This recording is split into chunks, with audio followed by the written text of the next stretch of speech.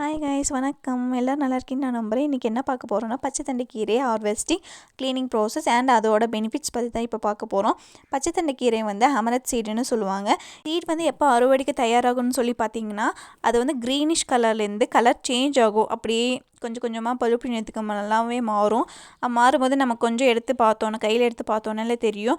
அதுலேருந்து குட்டி குட்டியாக அந்த ஒயிட் கலரில் சீட் தெரியும். அப்போயே அது அறுவடைக்கு தயாராச்சுன்னு சொல்லிட்டு நம்ம என்ன பண்ணோன்னா, அதை பறித்து நல்லா வெயிலில் ஒரு 2 to 3 days நல்லா வெயிலில் காய வச்சுட்டு, அதுக்கப்புறம் தான் நம்ம அதை எடுத்து ஒரு குச்சியால் நல்லா தட்டி பார்த்தோன்னா அந்த சீட்ஸ் எல்லாமே வெளியே வந்துடும். இப்போ எப்படி அதை க்ளீன் பண்ணோன்னா, அது எல்லாத்தையும் ஒரு ட்ரேயில் எடுத்துகிட்டு நல்லா ஷேக் பண்ணோன்னா அந்த குப்பை எல்லாமே கீழே விழுந்துடும்.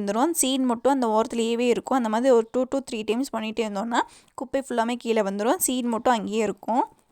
தண்டைக்கீரை 30 டேஸ்லேயே வளர்ந்துடும். நம்ம வீட்லேயே செஞ்சு சாப்பிட்டுக்கலாம். அந்த தண்டுகளை குழம்புக்கும் யூஸ் பண்ணிக்கலாம். அதே டைம் அந்த இலைகளை நம்ம நல்லா பொரியல் செஞ்சு சாப்பிட்டுக்கலாம். ரொம்ப டேஸ்டியாகவும் இருக்கும்.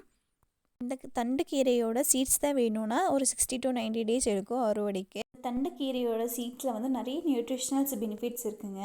இது நியூட்ரிஷனல் பவர் ஹவுஸ்னே சொல்ல பாருங்கள். அந்தளவுக்கு நியூட்ரிஷனல் பெனிஃபிட்ஸ் இதில் அதிகமாக இருக்குது. தண்டுக்கீரையில் அயன்ரிச் சத்து அதிகமாக இருக்குங்க. அது மட்டும் இல்லைங்க, இதில் விட்டமின்ஸ், மினரல்ஸ், ஃபைபர்ஸ்னு சொல்லிகிட்டே போல் நிறையாவே இருக்குது.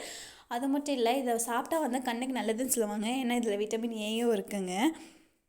சீட்ஸை நம்ம எப்படி சாப்பிட்லான்னா, ஒரு கடாயில் அந்த கீரையை போட்டுட்டு நல்லா பொரிக்க வச்சுட்டு ஒரு மினி பாப்கார்ன் மாதிரி வருங்க. ரொம்ப ஒயிட்டிஷாக இருக்கும். அந்த சீட்ஸ் பார்க்கும்போது ஃபஸ்ட்டு ஒரு எல்லோயிஷாக மாதிரி இருக்கும். அது பொரிக்க வைக்கும்போது ஒரு ஒயிட்டிஷாகவே கலர் சேஞ்ச் ஆகுங்க. ஒரு மினி பாப்கார்ன்னு சொல்லலாம். அது சாப்பிட்டு ரொம்ப டேஸ்டியாக இருக்கும். அது கூட வெல்லம் கலந்து சாப்பிட்லாம், இல்லை தேன் கலந்து சாப்பிட்லாம். பாலில் மிக்ஸ் பண்ணிவிட்டு சுகர் ஆட் பண்ணிவிட்டு சாப்பிட்டோம் இன்னும் ரொம்ப டேஸ்டியாகவே இருக்கும். இந்த சீட்ஸை நல்லா பவுடர் பண்ணிவிட்டு கஞ்சி செஞ்சு சாப்பிட்லாம். அதுக்கப்புறம் களி செஞ்சு சாப்பிட்லாம். ரொம்ப டேஸ்டியாக இருக்கும். அண்ட் ஹெல்த்தி கூடங்க. சீட்ஸ் வச்சு நம்ம பேபிஸ்க்கு ஸ்நாக்ஸ் பண்ணி கொடுத்துக்கலாங்க. இந்த கடலை மிட்டாய் அதெல்லாம் செஞ்சு கொடுக்கலாம் அதில் ஆட் பண்ணிவிட்டு.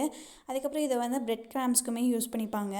அதுக்கப்புறம் இதை எப்படி பதப்படுத்தணும்னா பார்த்தீங்கன்னா, ஒரு ஏர்டைட் கண்டெய்னரில் போட்டு வச்சுன்னா 1 year வரைக்குமே அப்படியே இருக்குங்க. பாய் பாய், see you in the next video.